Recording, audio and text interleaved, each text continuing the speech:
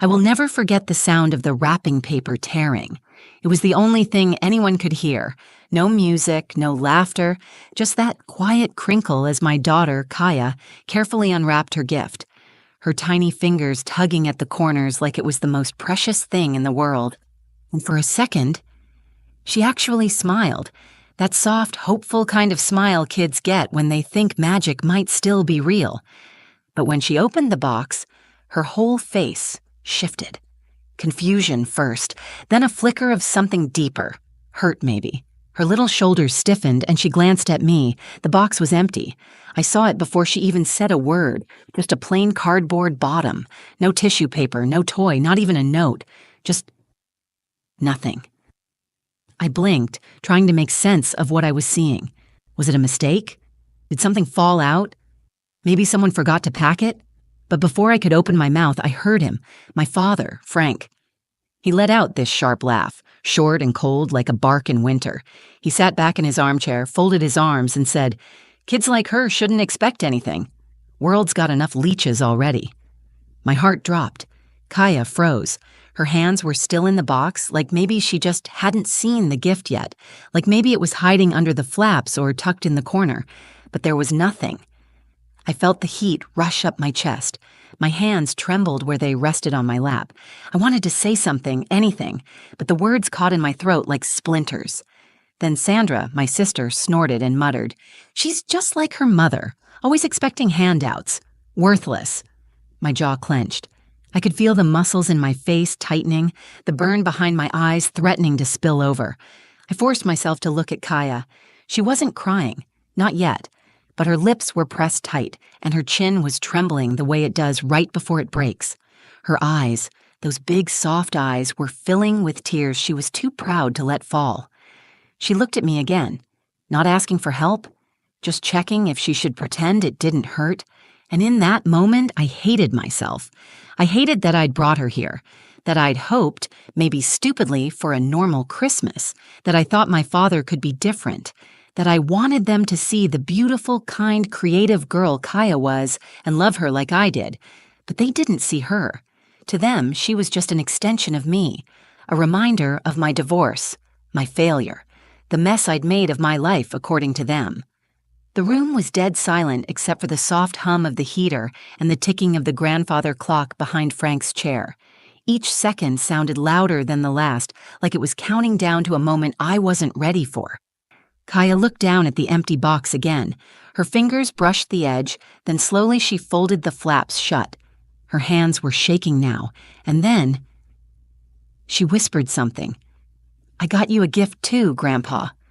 Everyone turned. Frank looked up, that smug grin still on his face. "Oh yeah," he said, half laughing. "This'll be good." But Kaya didn't back down. She reached into the pocket of her coat and pulled out a small piece of paper, folded with such care it made my chest ache. She took a step forward and held it out to him with both hands, and right then I knew this moment wasn't over. Something was coming, something none of us were ready for. I hadn't been home for Christmas in over 2 years, not since the divorce, not since the shame, not since everything I'd been trying to hold together finally cracked wide open. Kaya. She wanted to see them. She asked me 3 weeks before Christmas, "Mom, do I have a grandpa?"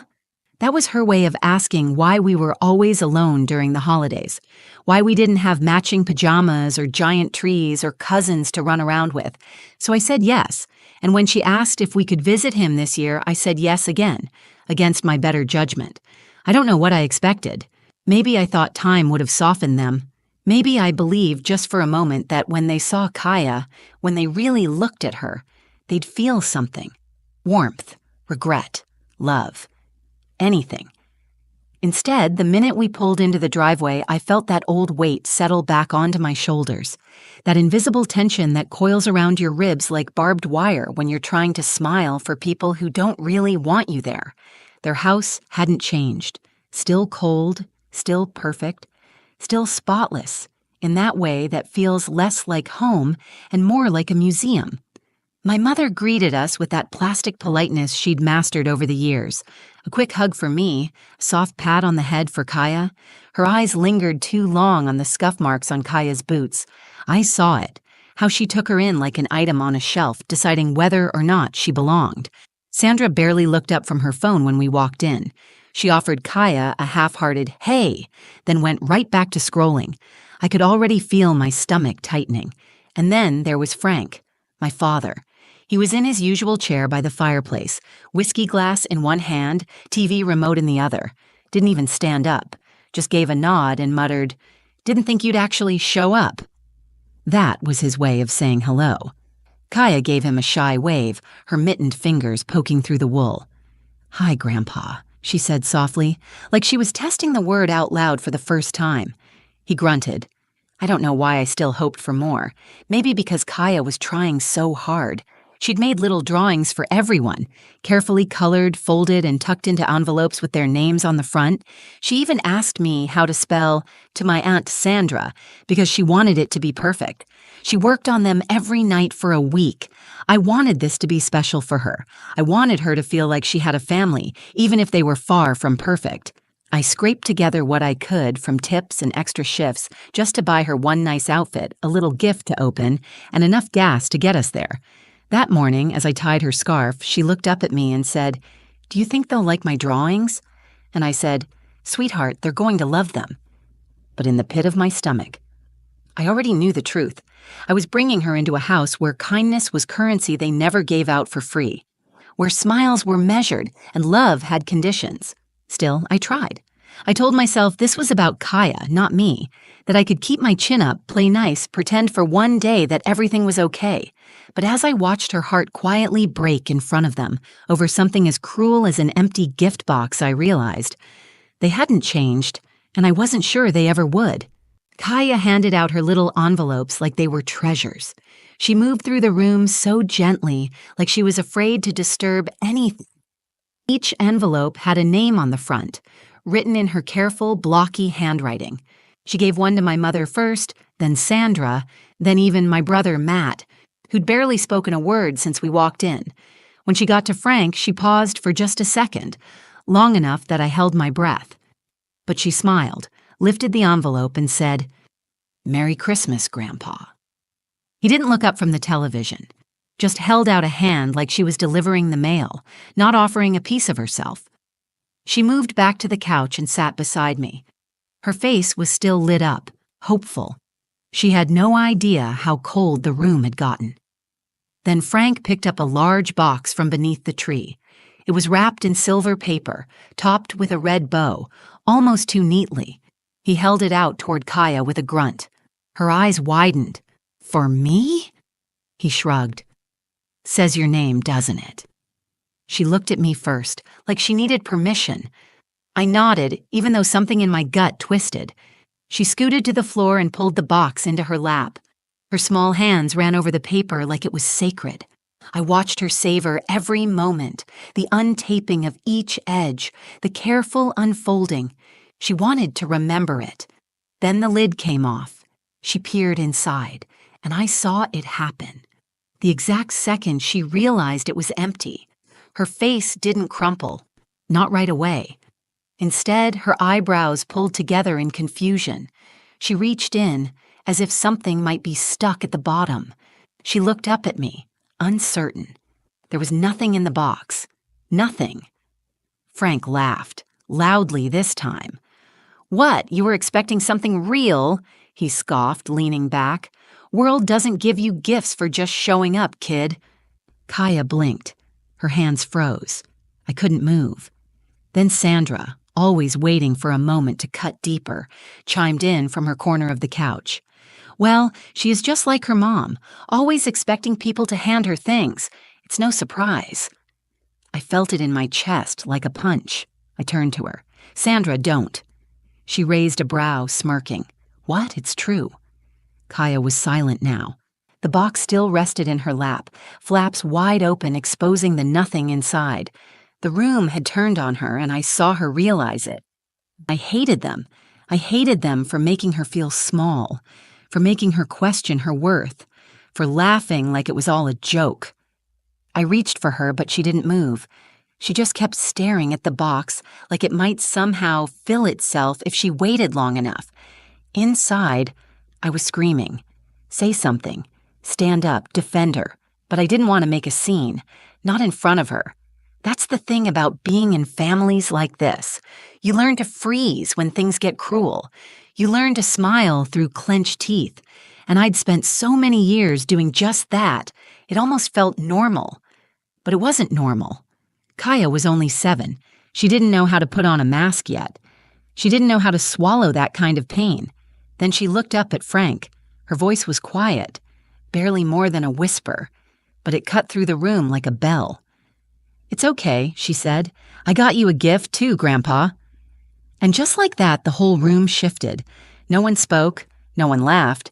She reached into her coat pocket, and I realized something was about to happen that none of them would forget.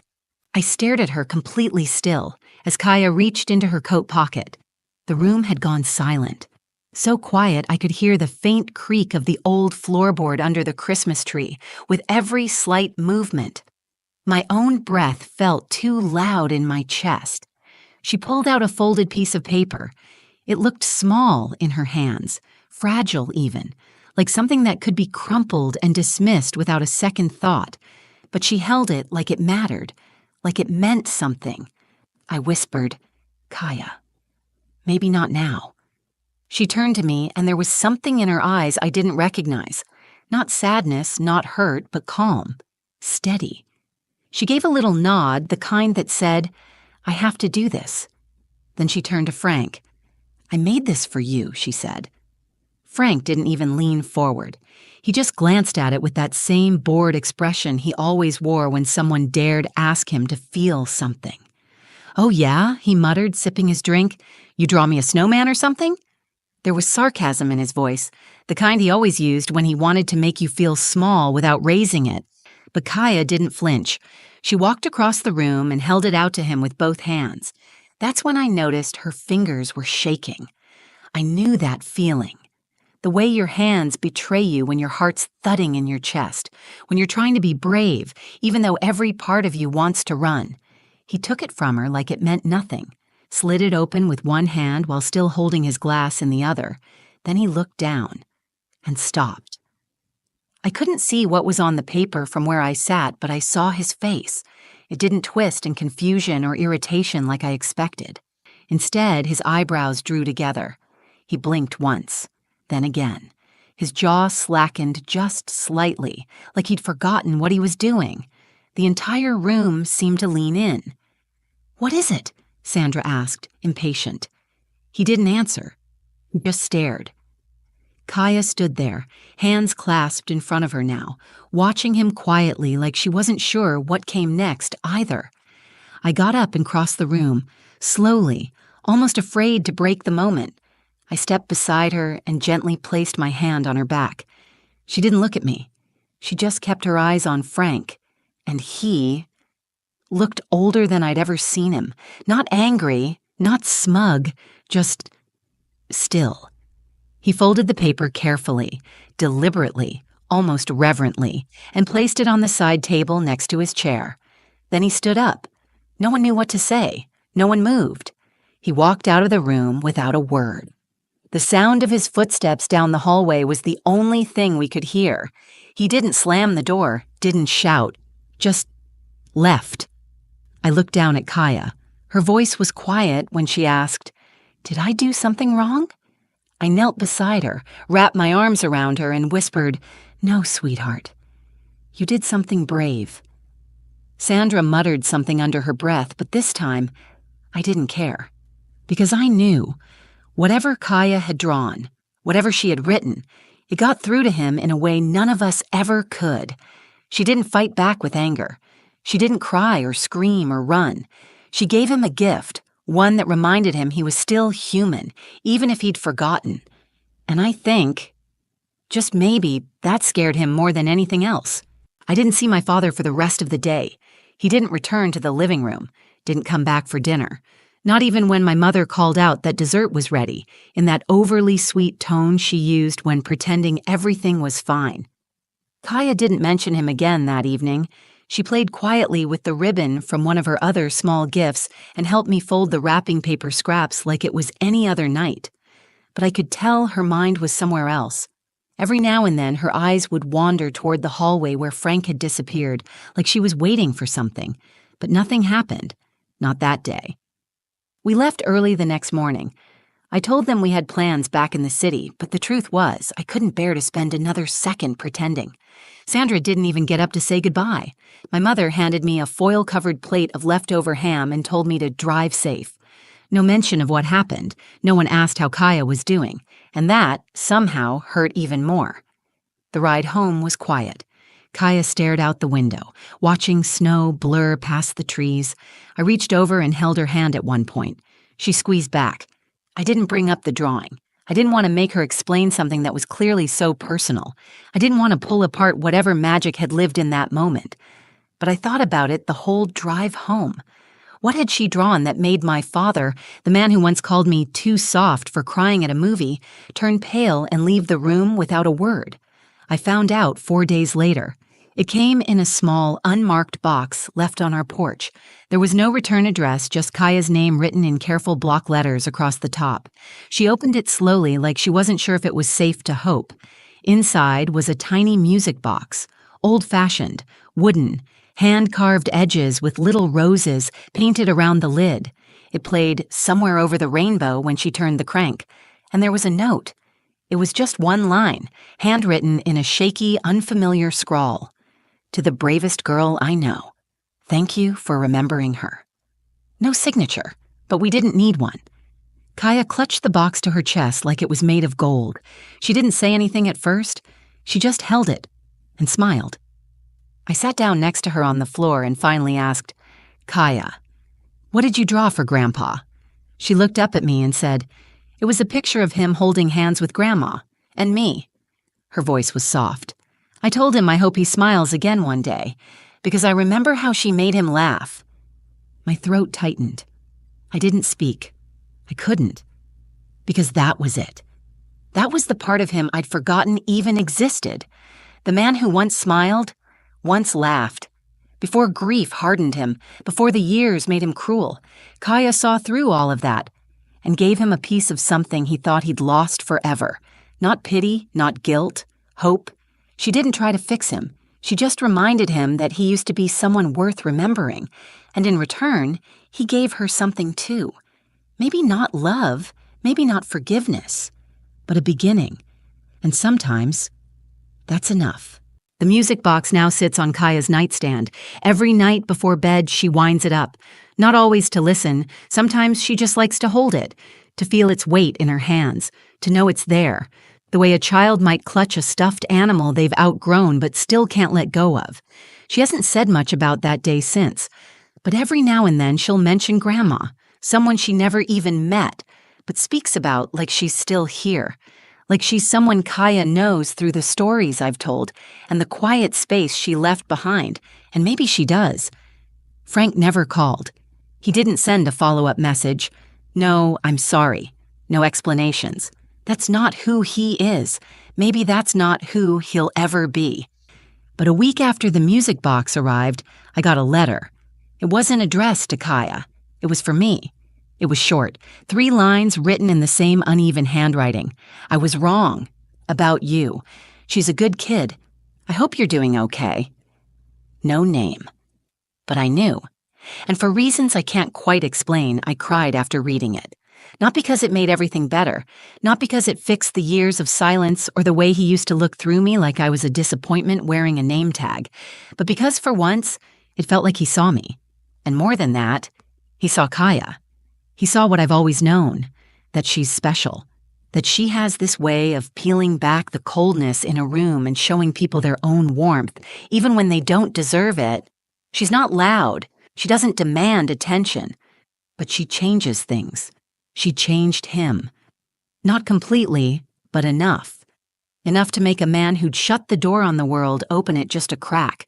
Enough to make someone who believed only in toughness and silence sit down and listen to the music from a little girl's drawing. People ask me sometimes why I went back that Christmas, why I let them near her, why I didn't protect her better. And the truth is, I thought I was. I thought shielding her from their coldness would be enough, that not talking about them, not visiting, not engaging, that it would protect her heart. But Kaya didn't need protection. She needed truth. She needed to meet them, to see the world for what it is, beautiful and cruel, broken and hopeful, all tangled together. And somehow, instead of getting lost in it, she decided to add her own light. She didn't need revenge. She didn't even want an apology. She just wanted to give a gift. And that gift, as simple as it was, did something I couldn't do in 30 years. It opened a door, not wide, not forever, but enough for a note to get through, enough for a song to play in the quiet, enough for a tired old man to remember a part of himself he thought was gone. Kaya reminded me of something that day, too, that sometimes kindness is the most radical act, that a whisper can carry more weight than a scream, and that when we choose love, even when it's hard, even when it's not returned, we create something no one can take away. A moment, a shift, a gift.